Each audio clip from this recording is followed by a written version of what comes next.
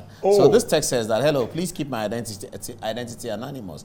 He says, just this year, I gained admission to study at the University of Ghana, but was financially challenged, unfortunately.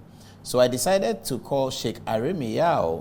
I'm sure you mean our guest tonight. Yeah, Sheikh Arimi Yao, to find out if I could apply for scholarship at the Scholarship Secretariat at the office of the Chief Imam. Mr. Arimi Yao told me that the office was dissolved and Scholarship Secretariat at the office of the Chief Imam had been dissolved due to lack of funds. How then do you expect me to respect the office of the revered man of God after denying me admission fees, yet presenting 50,000 Ghana cedis to support the construction of a cathedral that they don't believe in? Do you remember that incident, though? Maybe it's not true. Paul, I think this isolated case, you see, I'm happy the gentleman is pursuing the masters. He's supposed to be somebody who thinks rationally, scientifically, empirically, because he's going to take the leadership. He used just one isolated case of this nature. At the time, the circumstance at the time determined the answer I gave him. It is true. At the time, there was some crisis in the what we call the Sunset Fund, Sheikh Sharubutu Educational Fund. Yeah, it had been depleted at the time. So he must look at the time. He said this year. He said this year.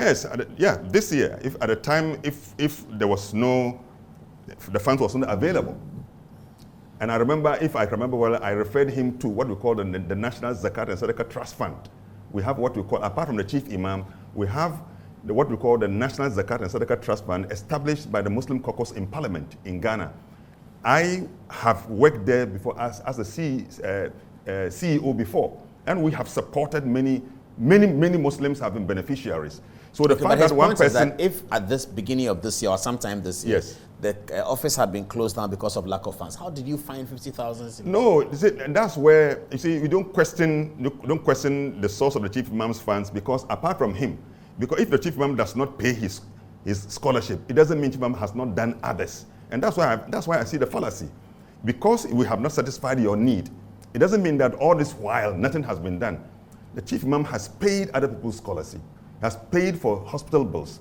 He keeps on building schools as I speak to you now. He is building a school, as like I mentioned earlier on, 102 years if he's building a school, for whom he's building the school. He has built a magnificent mosque. Is it not maybe the quantum that is creating the problem? Look, if it was a token of 2,000 cedis, 5,000 cedis, 1,000 cedis, the finance minister asked us to pay how much? 200 cedis, something like that? Let us not the significance of the amount, $8,000. I think that's where the people are finding. Yeah, $9,000. Just let's compare how much money this money is compared to the total amount you're going to be used in constructing this. $20 million or so. I mean, so just compare the percentage. In terms of percentage. But Chief Imam could have received the delegation without paying anything. Oh, Paul, and that's why I'm saying this is the Chief Imam's elderly wisdom. He's a mystic, he's a wise person, he reflects so much, he has certain beliefs, he has ethics. Yeah, and so out of the respect that they gave him, he reflected on his belief in what the Quran says, that stretch a hand to the other side as a basis to deepen relationship, so that in future you can live at peace. In fact, there are references in the Holy Quran that gives, scholars have debated among themselves that, in fact, when it becomes necessary, Muslims can fight to protect the house of worship for non-Muslims. Take Quran, I'll read to you Quran chapter 22, verse 39 to 40. Were it not for God repelling some people by means of others, monasteries, and I think I must underscore this. People must listen to this very well. I'm talking about mosques. The Quran is mentioning places of worship not for Muslims. It says, were it not for God repelling some people by means of others, monasteries, churches, synagogues, mosques, where God is regularly worshipped and is mentioned much times, would have surely been destroyed. In this one, what is giving you that if not for people rising in protection of other people's rights, now places of worship of people, which are the monasteries, the synagogues, the mosques, would have been destroyed. And he says that in these places, the name of God is mentioned. In these places, God is worshipped. That is how the Quran puts it. And this is where it gives me the understanding that religious diversity is something that Islam recognizes and upholds. And in the interpretation of some scholars, that given this particular text, it means when it becomes necessary, where Muslims are sharing the same neighborhood with others of different faith, they may be obliged to even to fight in defense of such places of worship. And it did happen before. The first Muslims who ran away from Mecca under persecution, was ordered by the Prophet, peace be upon him, for them to take refuge under the rule of a just Christian king in the then Abyssinia, modern-day Ethiopia.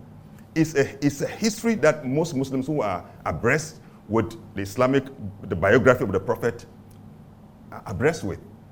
He said that, go to Abyssinia, there is a just Christian king who will offer you refuge. And indeed, they went and he offered them refuge. And this is to tell you that this is a Christian king who offered protection. And what it means also is that at that time, Muslims were in minority. Just like in Ghana, we also consider ourselves as minority, but significant minority. So in Islamic law, we also have concessions for Muslims depending on the circumstance under which they live. That is the spirit of the Chief Imam, looking at our circumstance. He needed to build bridges. That's why during the Wesley Girls' trouble, what did he say? He pleaded with the Christian community that my grandchildren are with you. That's what his Prophet said. My grandchildren are under your care. I plead with you to treat them with empathy, with compassion and love. And so these gestures are intended to look far into the future. And how we create an opportunity for us to get that kind of mutual, relationship. Whilst everybody is practicing his religion, we are also having a certain relationship where we are able to say, just this afternoon, Chief Imam was visited by very eminent people who are of the Christian faith. And they were singing his applause and plaudits for how he has promoted peace and held people together in this country. That is the spirit of the Chief Imam. In spite of our difference of religion, he thinks we still have a basis to relate. And he quotes, once again, the Quran, chapter 60, 7 to 9. And I wish that every Muslim will read and try to understand the import of it. This particular text is not talking about just tolerance.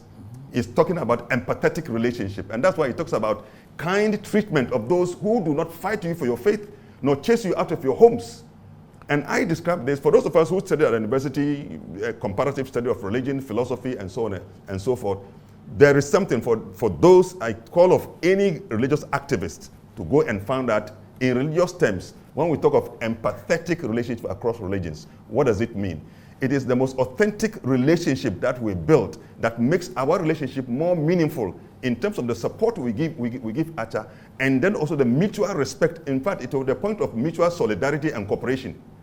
During elections, we have worked from the office of the Chief Imam together with Christian Council, because at the time we are under threat of violence during election. We all have to now work together because we all share common values with respect to peace, which we want to imbibe into our youth. We did so in Kumasi, we want to Tamale, we want to Volta region, and so on and so forth. That is the spirit.